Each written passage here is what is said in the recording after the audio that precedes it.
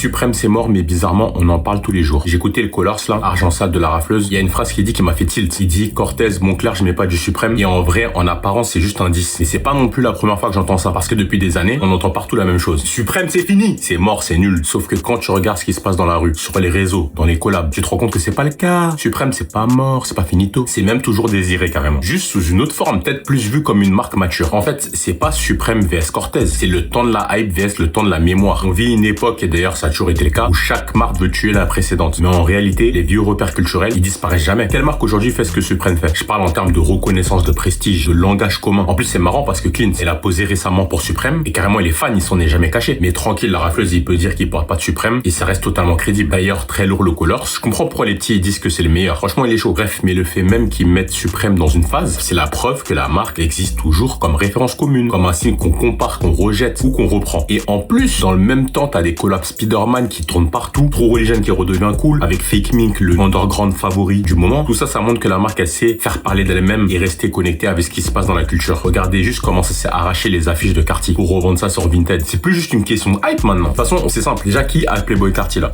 Voilà. En clair, Suprême, c'est une rêve que tu peux pas esquiver. Même si tu dis t'aimes pas, Suprême, c'est toujours là en fait.